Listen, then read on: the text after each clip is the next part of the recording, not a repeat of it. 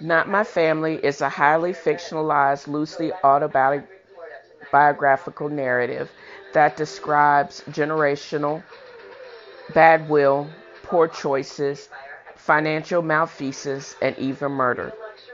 The generational craziness is propagated like a tidal wave, threatening to drown everything in the deluge. Secrets are buried deep in lies, pacts sealed in blood, the truth concealed unto death, just to exert some control. Personally, I hate rubberneckers. It's kind of like, or this book is kind of like rubbernecking. The 30-mile pileup or 30-car pileup on I-75. You want to look away, but you're drawn to the carnage. Join me as the protagonist progresses along self-discovery and she recreates her identity and she discovers how to go home again. Not My Family can be purchased at FeliciaBaxter.com or directly from the author. Just navigate to Facebook, look up Dale's Angels Inc. and click Buy Now for your autographed copy. Now, let's return to the podcast. God of glory, Lord of love, hearts unfold like flowers before thee, healthy as the sun above. Now the clouds of sin and sadness drive our dark down away. Giver of immortal hands, fill us with the light. Fill us with the light. Oh, fill us with the light of day.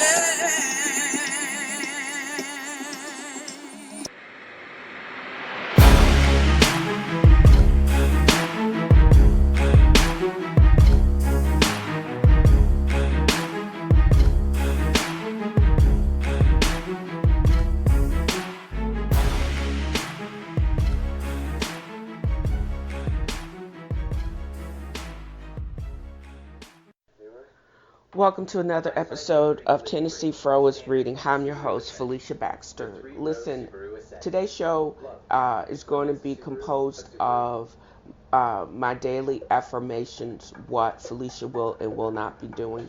I've also added something called the TNFro Medical Minute. I'll be going over a discussion of general news in healthcare today and some holistic tidbits.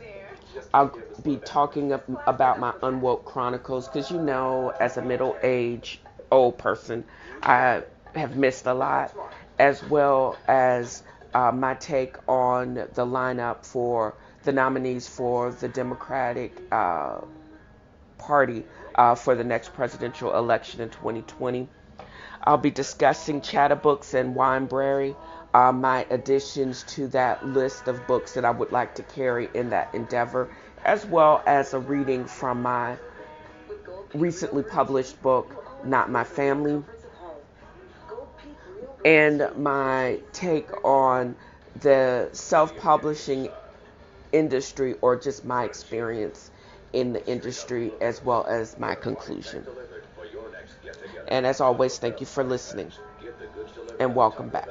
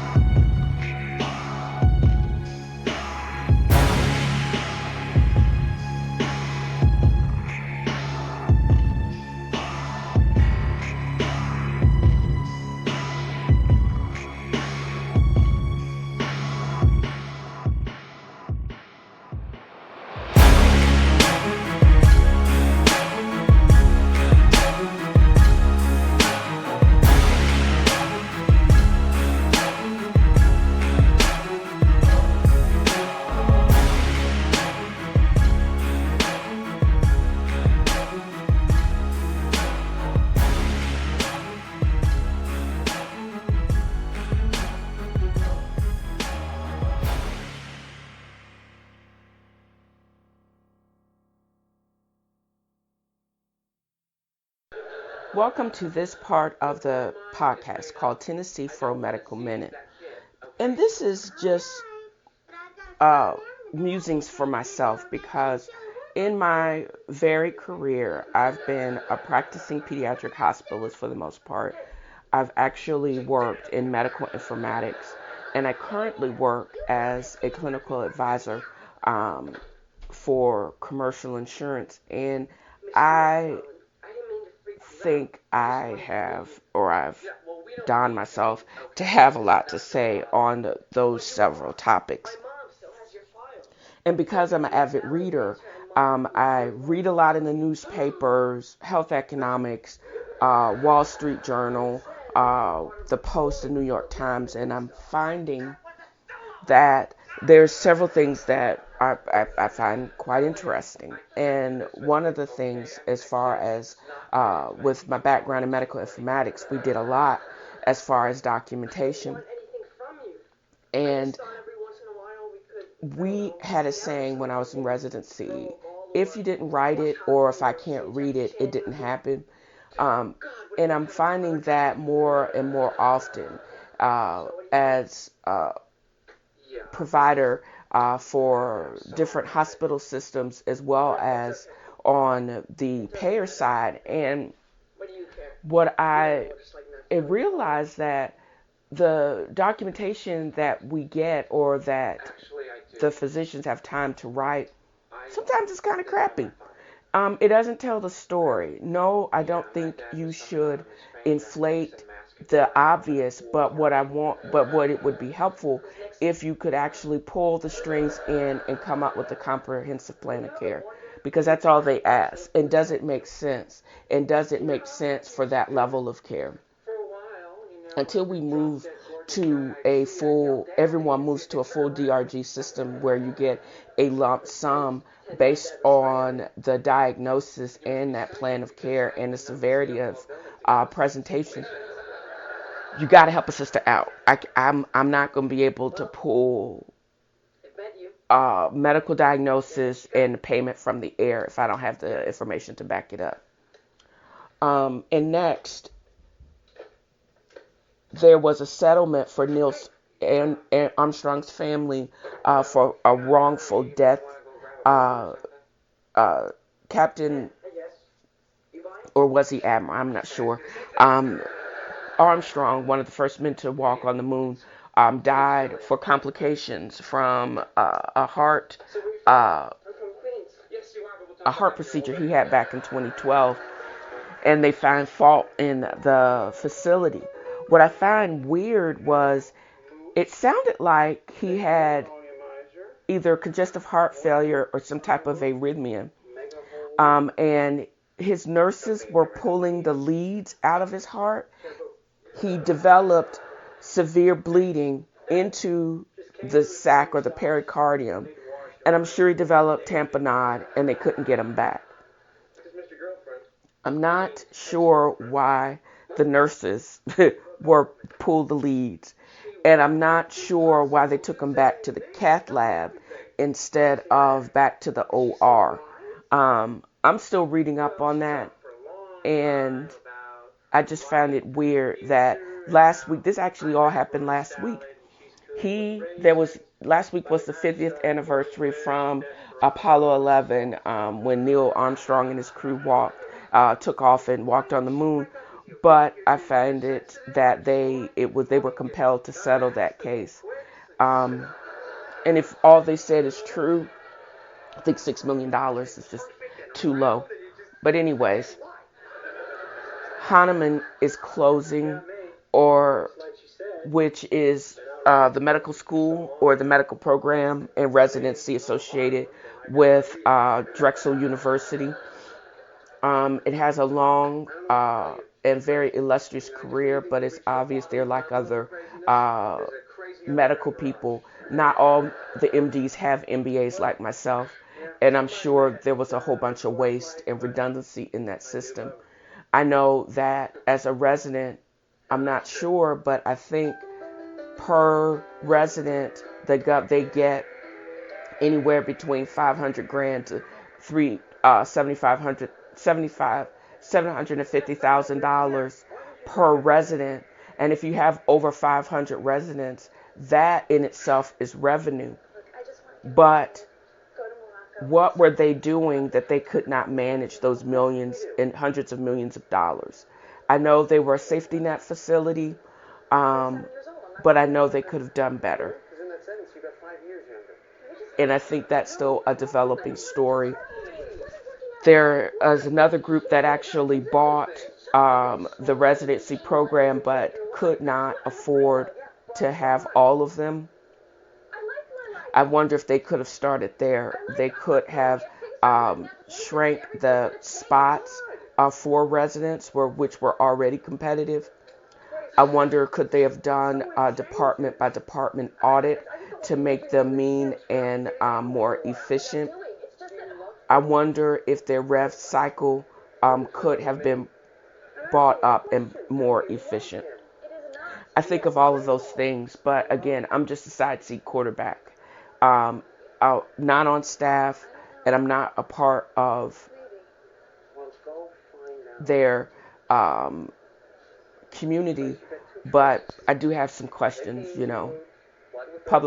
don't think they were a public university, but they used federal tax dollars to stay open, and I think they should be more, they should have been they could have, I wonder if they could have been better steward of taxpayers' money. And that's just my 2 cents worth. This part of the podcast will also be posted as separate entity on my Chubby MD blog going forward. Thanks for listening. Well, welcome back to the podcast. And upcoming, I'm going to just be doing a little bit of chatting about Chattabooks and the updates to the listings of that. And for those of you that are not aware of that, that is my electronic version of what I'm hopeful that will come into fruition. My concept of a bookstore. I think a bookstore where you can sit and chill and have spiked coffee, or Thursday evening wine tasting, or bourbon Thursdays is a great idea because number one, there's none of the independent bookstores in Chattanooga, Tennessee have that as an option at this time. And I would like to go to a place that has great vinyl, a whole bunch of books, and you can sit a spell and read a spell. And why not?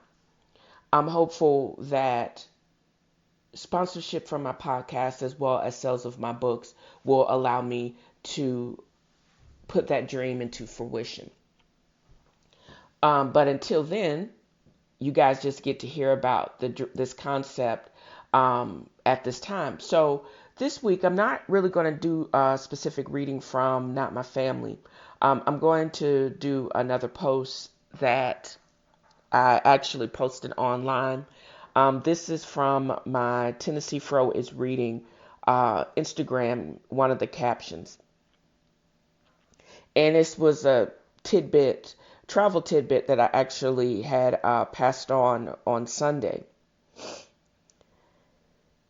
It starts out, happy Saturday. If you're traveling alone, don't travel more than 7 hours. You will die at hour 7 and 1 millisecond.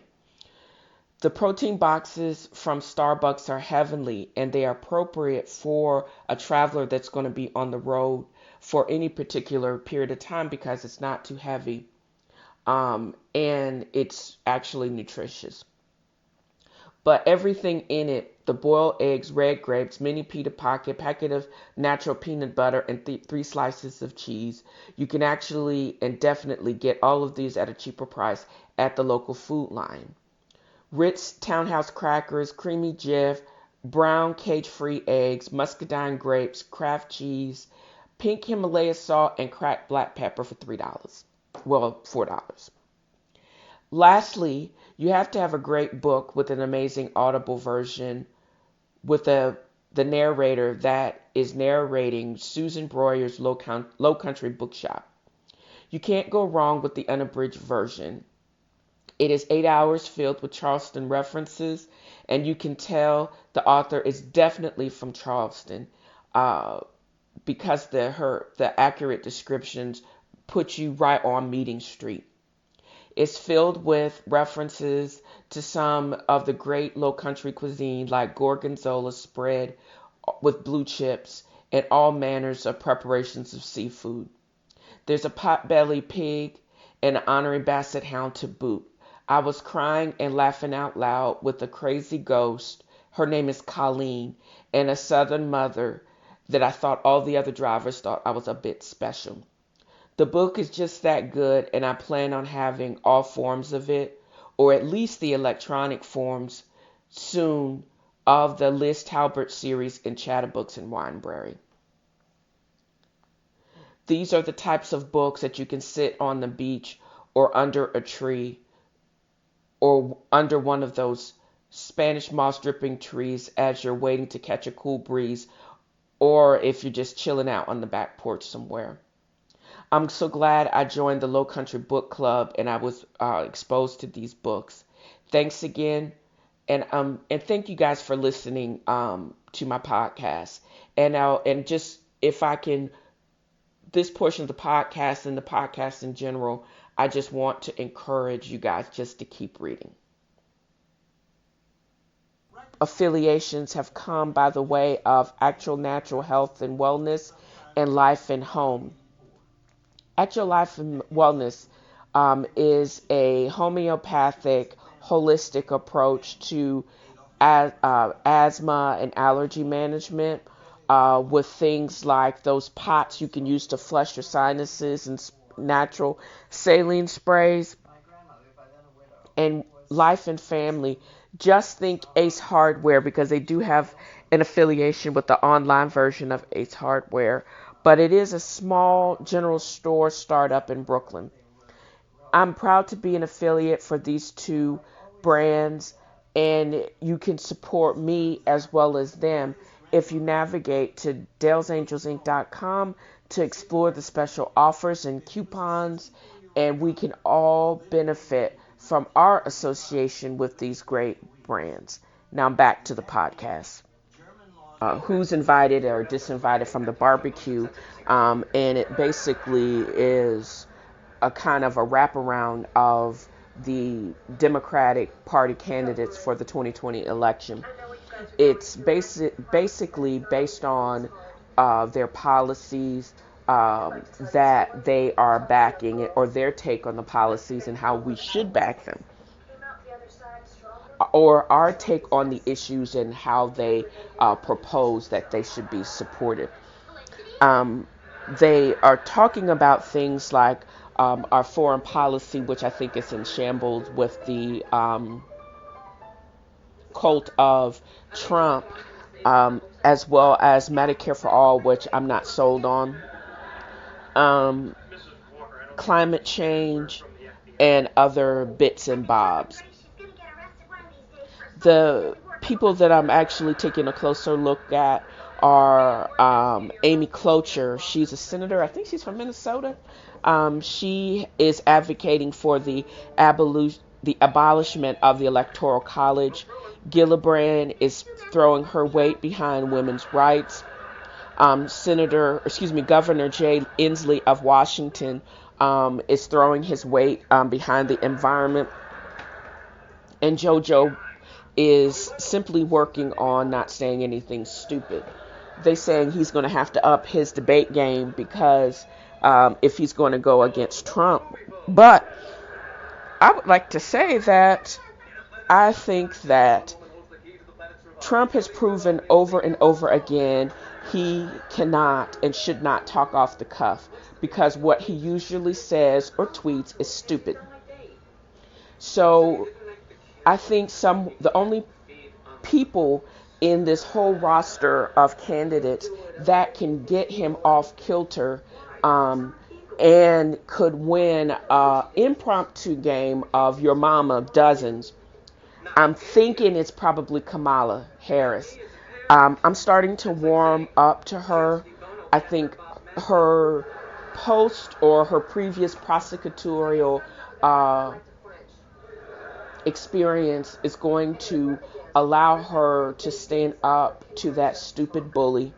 Um, at the same time, keeping firmly on the issues, but actually giving back, straight back to him, uh, his junk. When he feels threatened, he is just like any small penis man. He will actually go for the jugular and revert to adolescent barbs and derision. And I think she can handle herself, and she can handle herself with poise, and she will give it back to him and give it back to him brutally. In the 2020 Yo Mama is so fat dozens, I'm going to think I'm going to be able to back um, Kamala Harris on this one. I don't think JoJo has it. I don't think Cory Booker has it. And I think of all the candidates, she truly is starting to look like she's going to have what it takes not only to go up against that bully, but also to lead with our issues, to lead us into the next episode of greatness of America, because we lost it in the last 3 years. And my take on the Unwoke Chronicles, I have to give 10 out of 10 stars to The Lion King. I thoroughly enjoyed it, and I've seen the first one, the original, multiple times. I didn't think Mustafa could become more regal. They did, and it was great that or James Earl Jones still came back with that voice to play Mustafa. But I wish they could have stuck to the other character voices, especially the lead hyena. I truly wish it could have been back with Whoopi Goldberg and whoever else played her sidekicks, because those voices were classic. I think Pumbaa, they were actually great. I'm not sure they did a really good job on selecting the voices for Nala and Simba. Even with James Taylor Thompson, sounded like a lion in, I think, Nairobi or Africa, sounded like a surfer dude from California. I think I associate his voice more so with Little Simba than whoever they picked for the current role. But overall, I thoroughly enjoyed it, and I hope that all of Beyonce's, Bey's crew are not ticked off that I didn't think I wasn't as impressed with her voice with Nala, but I did enjoy the music. Overall, I loved The Lion King, and they did an amazing, absolutely amazing job with this movie and all the drama behind the scenes, who should have did what, who should have sung what, who should have been on stage, who they photoshopped in, don't care. The Lion King and the movie was amazing. And that's my take on it. I know it's unwoke. I don't care. That's just the Felicia of it all. Previous parts of the show that I forgot to add. This part of the show has to do with the disinvites. The Paul Rand of Kentucky and Mike Lee of Utah. These are the dumbasses that are the only two that voted against the funding of the 9/11 fund. They just need to be freaking voted off the island. There's also the lawmakers that have left several thousand or several hundred students in Alaska in limbo because there, with the political turmoil up there, they have disfunded the scholarship for Alaska. And I remember being dependent on the regional scholarship, which was a yearly scholarship or by semester scholarship that I received through Mary Washington College, just to keep like a 3.0 or 3.2 grade point average. And I can't imagine not having that scholarship and not being able to start school. And it's because of infighting that these students are not going to be able to go to school because of some political intrigue. And I think it's just repulsive. And last but not least, I also wanted to go over the podcast. Not only have the podcast that I've been listening to from uh, uh, The Black Man Who Tips, The Read, and The Breakfast Club, they all have been going in on several things. And one of them is R. Kelly, and finally he is brought up on federal charges. And he needs to be where he is. He doesn't need to get out. And his person that was running publicity said he wouldn't even allow his own daughter to be around someone accused of pedophilia.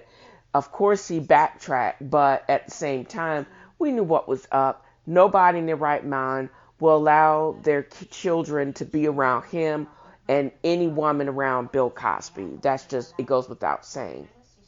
They also went in on the Lion King Bay haters, Jermaine Dupri's, not or disrespecting and saying stuff off the cuff about today's female rappers that are even more are better than the Brat and some of his stars that came up with him. They call her the Ice Bay, that Hispanic ICE officer that has gone viral because she took pictures with that Grand Jack and Mike Pence. And she is one of the officers down in the ICE or detention centers that are on the border. There is a complete misappropriation of culture by some white chick by the name of Sarah, who's selling $100 do-rags, and acting like she's the one that invented it. And I'm looking around my room right now because I can't find mine that I inherited from my mom. And they call her the Goodwill bitch. This is one of the leaders of Goodwill that was basically saying that she was going to roll back the salaries of the disabled because it wasn't really like it was a job anyways, and they shouldn't have been paid from jump, even though she making 160K and her son making 90K was more than probably all of these workers were making in several months. They ended up not only rolling back that statement and that policy, she ended up getting fired. There was some controversy over DoorDash and their misappropriation of tips. That's actually been rectified. And then they had this funny interchange about fries, no salt, and then you ask for salt packages. I know this from my days of working as the fry girl at McDonald's. And we completely know what's up because people want to ensure they have fresh fries. But don't go asking for fries, no salt, and then asking for 2, 3, 5 salt packages. That just doesn't make any sense. But this is that end of, and this is also one of the reasons why I like having my own podcast, because I can add, subtract, and move around the entire sequence of the parts of the podcast at Librum, because I don't have any sponsors yet, and I am the sole person producing, directing, and writing the podcast. Welcome to the next part of TNFro Is Reading. This week's affirmations are: I have to put aside fear. It's like rust that can undermine even the strongest of convictions. I will try to be happy. I'm preparing myself for abundance. There's a Sikh saying, Tayar bar tayar. Always be prepared. Every opportunity will be gold. I actually snagged that from Humble the Poet in his book Unlearn. Mad props to that creator. I can't erase the past, but I can ensure a different future. And this last one, I am grateful that I'm on a path toward a future that is fulfilling and and I have a horrible handwriting, so I'm going to reread that. I am grateful that I'm on a path toward a future that is fulfilling and pointing me to who I want to become. And that's how I want to end this. I am grateful for everything, and I'm grateful for the struggle, because I know in the end the reward will be even greater.